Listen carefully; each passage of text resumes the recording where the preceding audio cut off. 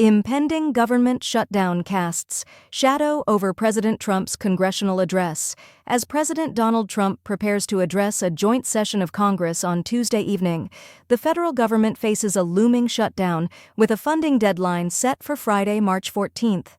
The absence of an agreement between congressional leaders to maintain government operations underscores the urgency of the situation.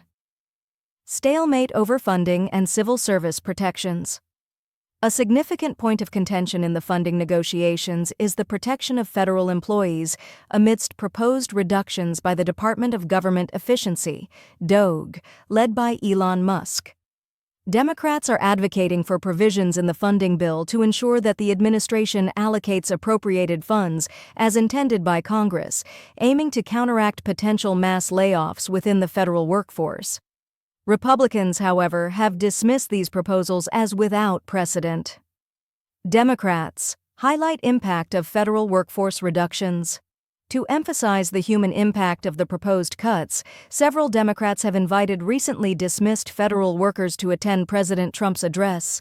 Senate Minority Leader Chuck Schumer, DNY, has invited two former federal employees, including a USAID worker and a disabled Army veteran.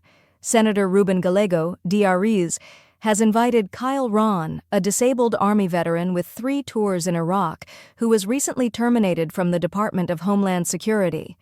Representative Brad Schneider, D. Illinois, has invited Adam Mulvey, a 20-year Army veteran with service in Iraq and Afghanistan, who was dismissed from his position at the Lovell Federal Health Care Center in Illinois on February 13th. House Speaker proposes temporary funding. Measure House Speaker Mike Johnson has proposed addressing the immediate funding issue by passing a short-term continuing resolution to extend current spending levels through the end of September 2025. He suggests that discussions on DOGE-related cuts be deferred to fiscal year 2026 negotiations. Johnson stated on NBC's Meet the Press that this approach would ensure government operations continue while we integrate savings identified through the DOGE initiative and other revenue sources introduced by President Trump's policies. Divergent views. Within the Republican Party, the proposal for a short-term funding extension has met resistance within the Republican Party. Representative Tony Gonzalez, R. Texas, has declared his opposition to any continuing resolution, advocating instead for the passage of a conservative budget. He expressed on social media that such resolutions perpetuate fraud, waste, and abuse. Representative Don Bacon, R. Neb, has raised concerns that a continuing resolution would adversely affect national security by hindering the initiation of new defense programs, thereby weakening military preparedness against global adversaries. Given the slim Republican majority, Speaker Johnson can afford minimal defections within his party and may need Democratic support to avert a shutdown.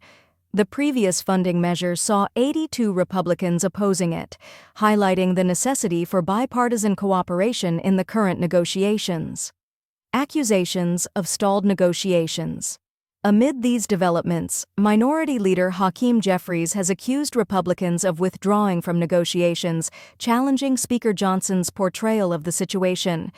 As the March 14th deadline approaches, the potential for a government shutdown looms, adding pressure to President Trump's upcoming address to Congress.